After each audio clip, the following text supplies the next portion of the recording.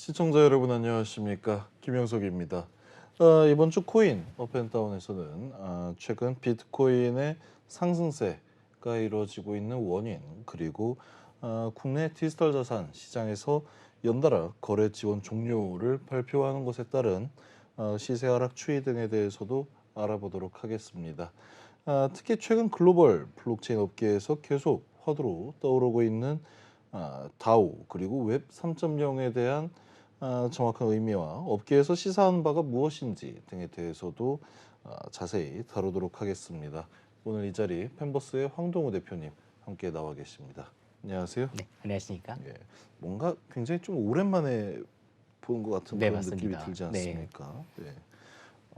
머리를 새로 하신 것 같은데 네, 맞습니다. 굉장히 잘 어울립니다. 감사합니다. 네. 다른 것보다도 최근 비트코인의 가격이 굉장히 좀 변동성이 크게 나타나는 것 같아요. 네, 맞습니다. 네. 2,800만 원 정도까지 또 떨어졌다가 무려 1,000만 원이 또 올랐다라는 맞습니다. 네. 거. 일반적인 수치로만 봐도 약 25% 정도 네. 지금 그 변동폭이 나타나고 있다라는 거지 않습니까? 네, 맞습니다.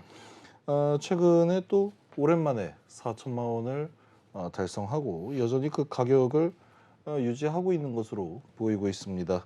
거의 2, 3개월 만에 2배 가까이 상승폭을 보이고 있는 건데요.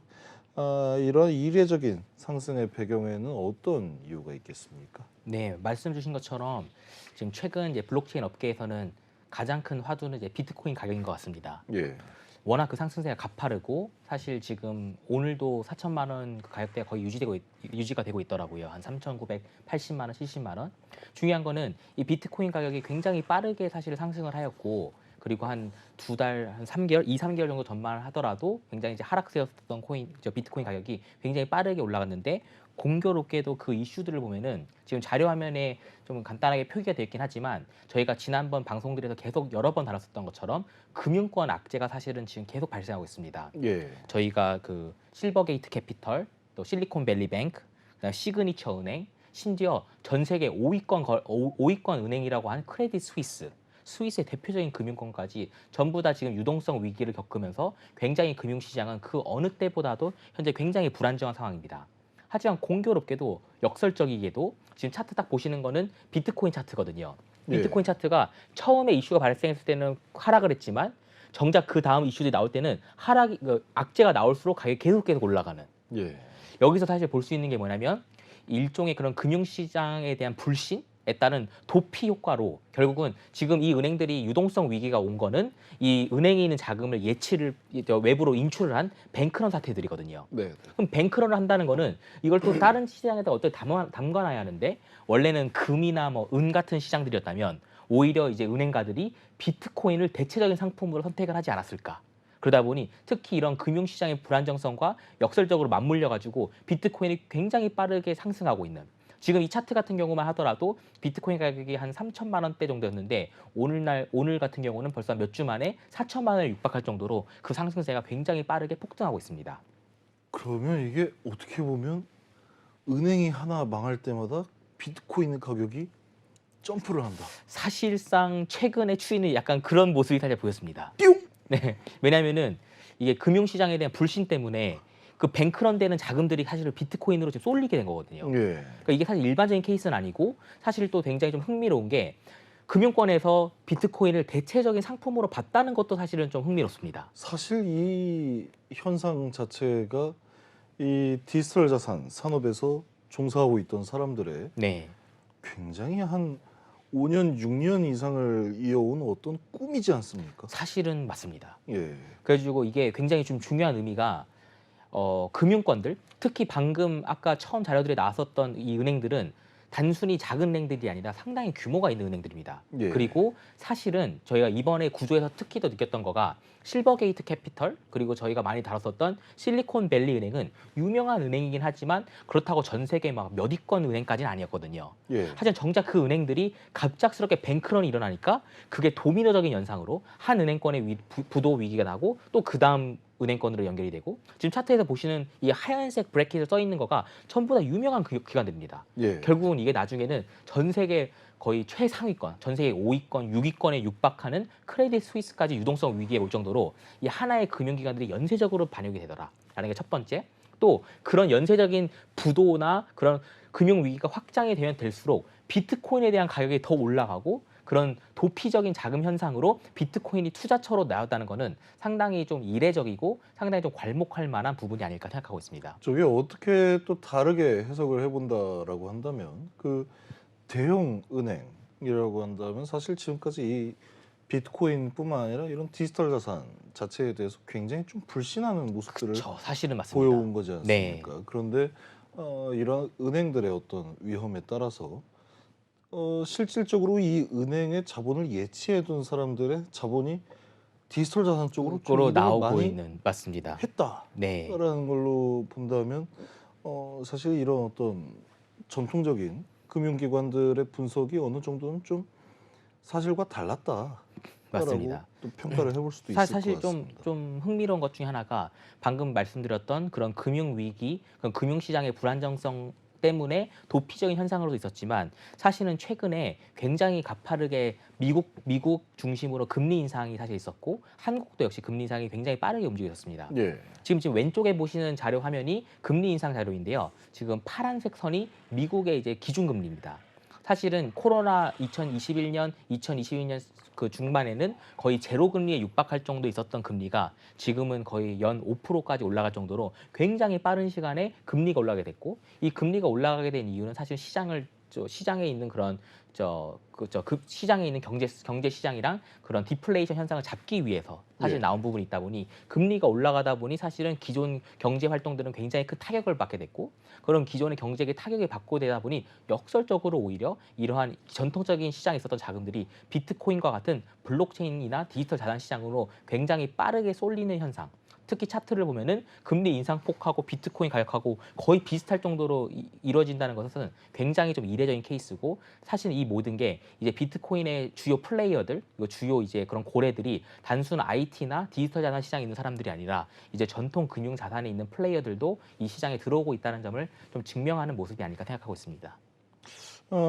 사실 최근 비트코인이 굉장히 가파르게 상승했던 건 사실이지만 2021년 피크점이었던 8천만 원 맞습니다. 가량에 도달했었던 걸 생각한다면 아직 그 회복을 완전히 하지는 못했다라고 또 생각을 할 수 있을 것 같아요. 그 비트코인이 다시 8천만 원 혹은 그 이상까지 갈 수 있다라고 전망하십니까?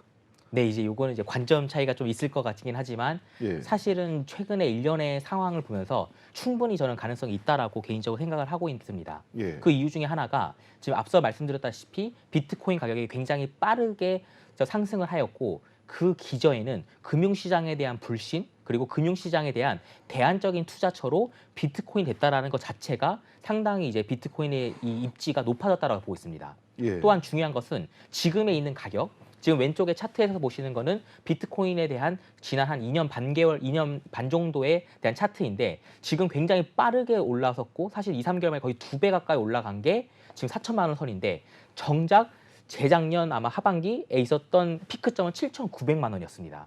그러다 보니 여전히 사실 반토막이거든요. 예, 그러면 중요한 거는 사실 저때 당시는 코로나 경제였기 때문에 일반적인 그런 경제 상황이 아니었었고 상당히 많은 자금들이 디지털 자산 시장에 쏠리던 타이밍이었습니다. 예, 그러다 보니 코로나가 풀리고 경제가 다시 안정화가 되는 기조로 가다 보니 이 과열되었던 거가 사실 조정이 되었지만 정작 과열되는 게 조정이 되는 과정에서 정작 저희가 안정적이라고 생각했던 금융시장들의 위기가 나오기 시작했고 예. 그에 대한 반사적으로 지금 비트코인 가격이 올라가고 있는 추세가 있기 때문에 여기서 이제 더더욱 비트코인뿐만이 아닌 디지털 자산 시장의 전반적인 펀더멘털이 회복만 된다면 충분히 저는 지금 4천만 원이 아니고 특히 그리고 기존 피크점이 아닌 그 이상으로도 갈 수 있지 않을까. 대신 그 과정에는 단순 도피적인 자금이나 뭔가 금융시장에 대한 불신으로서의 그 일시적인 현상이 아닌 정말 근본적인 블록체인 시장 자체에 대한 펀더멘털적인 가치가 좀 더 제고되어야지 않을까 생각하고 있습니다. 지금 2,800만 원 선에 머물러 있던 비트코인의 가격이 네, 은행 5개가 휘청하고 나니까 맞습니다. 1,000만 원이 갑작스럽게. 올랐단 말이에요. 네, 맞습니다. 그럼 은행이 앞으로 20개만 더 네, 휘청하면 네. 8천만 원까지도 상승을 할 수가 있겠다. 네, 그건 너무 이제 굉장히 과격적일 것 같습니다. 예, 근데 또 최근에 이 중국에서 CBDC를 네, 통해서 맞습니다. 이 위안화를 세계 어떤 경제의 패권을 장악하겠다는 그런 네. 계획들이 있지 않습니까? 맞습니다. 그러다 보면 실제로 뭐 우스갯소리로 한 이야기이긴 하지만은 어떻게 보면 비트코인의 수요가 더 늘어날 수도 있겠다라는 생각이 좀 들기도 하거든요. 맞습니다. 이게 CBDC 같은 경우는 그런 정부 통제 아래 정부 주도의 블록체인 디지털 자산이다 보니 사실은 비트코인이 지향하는 방향하고는 좀 다르긴 예. 하지만 오히려 CBDC와 같은 정부적인 차원에서 전사적인 그런 프로젝트가 나오면서 오히려 일반적인 대중에 대한 블록체인에 대한 이해도는 훨씬 더 높아질 겁니다. 예. 그럴수록 결국은 대안적인 투자처, 매력적인 투자처로 디지털 자산의 위상이 더 높아질 거고 그런 게 커지면 커질수록 사실은 비트코인의 가치는 그 자체로서 가지고 있는 가치가 워낙 높기 때문에 그런 부분에서 가격은 계속 상승세가 되지 않을까 좀 낙관적인 좀 해석을 할 수가 있을 것 같습니다. 한창 2021년 비트코인이 8천만 원까지 또 상승을 했었던 그 해에 불장이 있었죠. 그리고 이 불장에는 NFT, 스테이킹, 디파이와 같은 용어들이 주로 좀 많이 사용이 됐었던 모습이었습니다. 최근 글로벌 블록체인 세미나 그리고 프로젝트들을 살펴보게 되면 웹 3.0 그리고 다오라는 용어가 더 빈번하게 네, 또 사용이 맞습니다.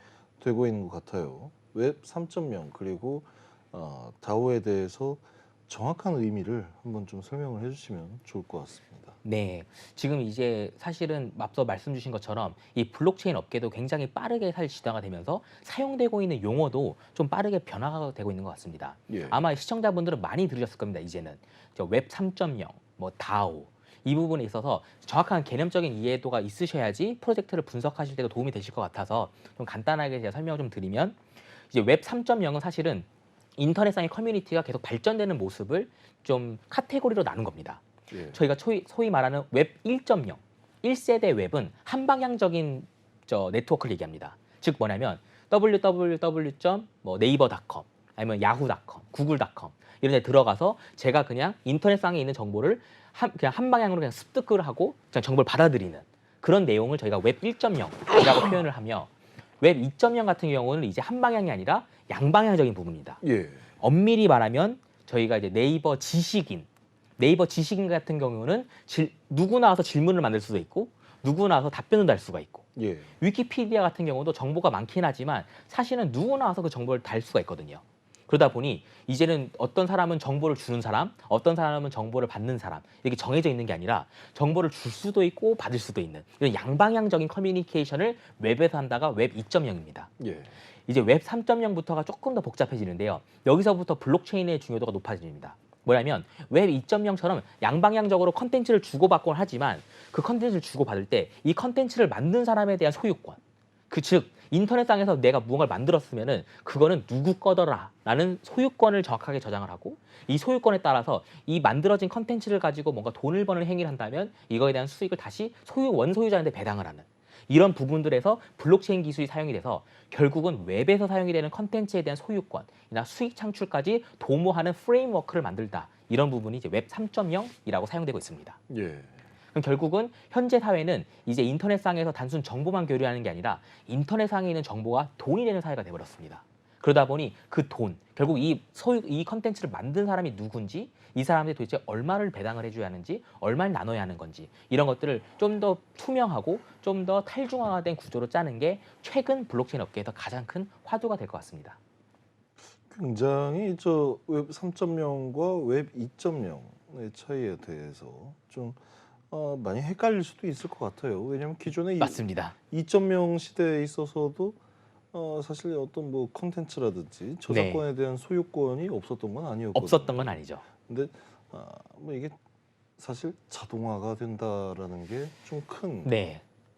좀 더 구체적으로 말씀드리면 예, 웹 2.0의 대표적인 예시를 들면 유튜브 같은 게 될 것 같습니다. 예, 예를 들자면은 유튜버, 그러니까 유튜브에 영상을 올려가지고 올리는 사람은 유튜브에서도 사실 배당을 받거든요. 수익을 예, 받고. 그거는 맞긴 맞지만 이 특정 유튜버가 활동을 하는 내용이나 그 사람이 얼마를 받아야 하는지 그리고 이거에 대한 데이터에 대한 소유권이 누가 가지고 있는지 그건 전부 다 유튜브라는 회사가 가지고 있거든요. 유튜브라는 회사가 시스템을 짜서 거기에 시스템에 맞춰가지고 배당을 주고 거기에 맞춰서 조회수나 이런 걸 등록을 하는 반면에 이제 웹 3.0은 비슷한 구조이긴 하지만 그 조회수 기록 자체가 하나하나가 다 블록체인에 담게 되는 그러다 보니 이제는 정작 나중에 유튜브라는 기관이 없어진다 하더라도 그 기록은 그대로 남게 되고 거기에 맞춰서 뭔가 투명하게 거래가 되고 공정하게 뭔가 보상을 받는 듯한 그런 이제 기술적인 프레임워크가 웹 3.0이 될 것 같습니다. 예. 웹 3.0 DAO의 의미와 정의는 얼추 이해가 또 가는데 이러한 기술과 개념이 실제 생활에 적용이 가능한가에 대해서도 상당히 좀 많은 궁금증이 있을 것 같아요. 네.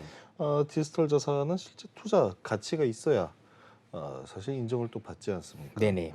이러한 개념이 어떻게 또 투자 가치가 나오는 프로젝트로 또 아, 이어질지에 대해서도 설명 부탁드립니다. 네, 이제 이 부분이 이제 가장 어려운 부분인 것 같습니다. 예, 앞서 제가 간단하게 웹 3.0에 대한 개념을 만들어드렸지만 이제 실제 실생활 부분에서는 오히려 다오 개념이 더 많이 사용이 되는 것 같습니다. 예, 이제 웹 3.0은 앞서 말씀드린 대로 컨텐츠 웹상에서의 컨텐츠에 대한 소유권 이 부분이지만 이제 다오는 더 나아가서 뭔가 탈중앙된 자율 조직이라는 용어가 다오라고 사용이 되는데 지금 자료화면에 잠깐 설명되어 있지만 탈중앙이라는 D, 자율적이라는 A, 조직이라는 O, 다오를 섞어가지고 탈중앙 자율조직이라고 하는데 이건 뭐냐면은 기존에 저희가 일반적으로 말하는 회사에 대한 정확한 반대 개념이라고 보시면 됩니다. 예, 뭐냐면 앞서 말씀드린 대로 유튜브, 뭐 틱톡, 인스타그램 다양한 플랫폼 시대가 이미 다 점령이 됐고 수많은 유저들이 이 플랫폼에서 사용하고 있지만 이 플랫폼을 기반으로 뭔가 활동을 하고 보상을 받고 이런 부분들은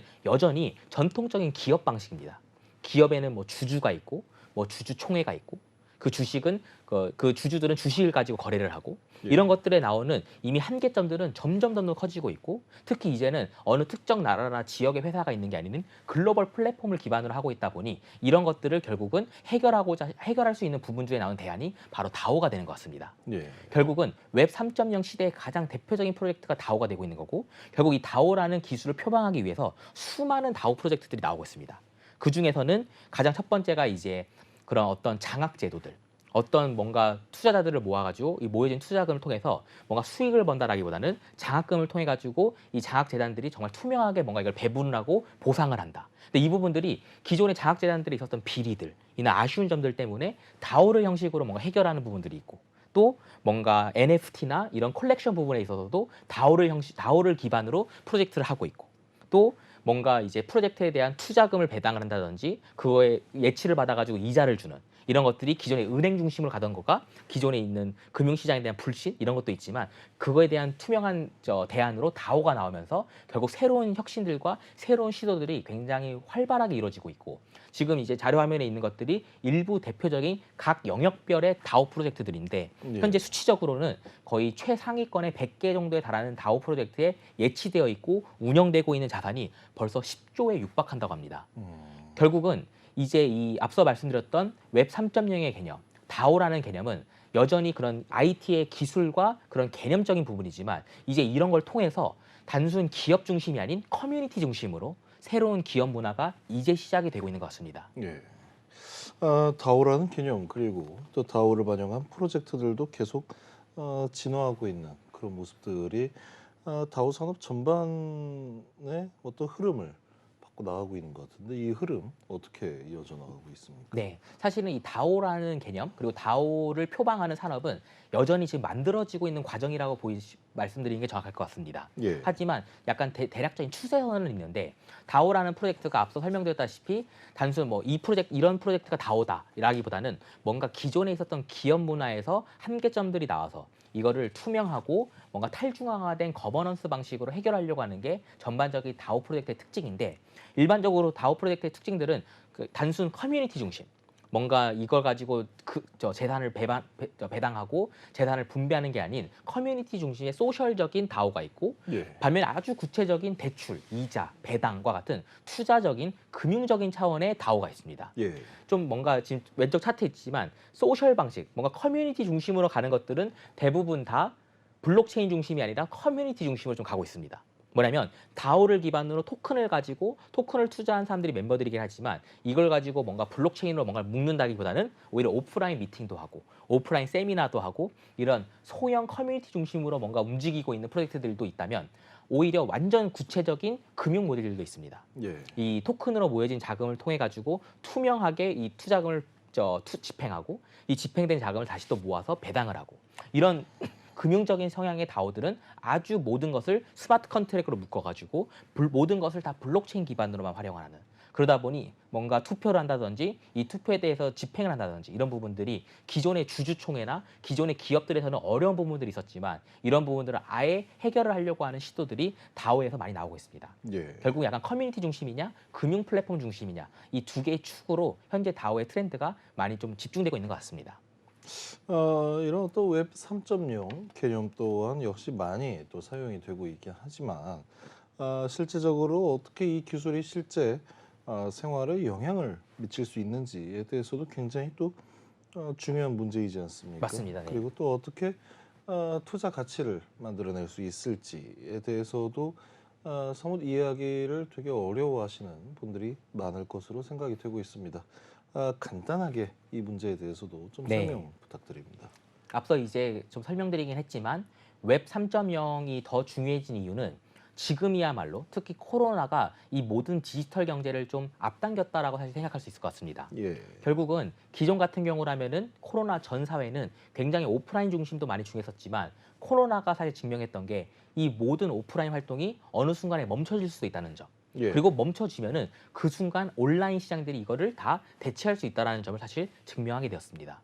그러다 보니 그 어느 때보다도 온라인 커뮤니티, 온라인 웹상에서의 컨텐츠, 웹상에서의 경제 문화가 중요해졌습니다. 예, 그러다 보니 기존의 웹 1.0은 앞서 말씀드린 대로 그냥 정보받는 정도, 웹 2.0은 이제 플랫폼이 중심이 돼가지고 사람들이 서로가 다 정보를 주고받는 대표적인 게 뭐 유튜브, 뭐 인스타그램, 뭐 틱톡, 위키피디아 이런 게 될 것 같습니다. 예, 하지만 이제 인터넷은 단순 정보를 공유하거나 뭔가 문화생활을 즐기는 창구가 아니라 이제는 경제 하나의 큰 요소가 되었습니다.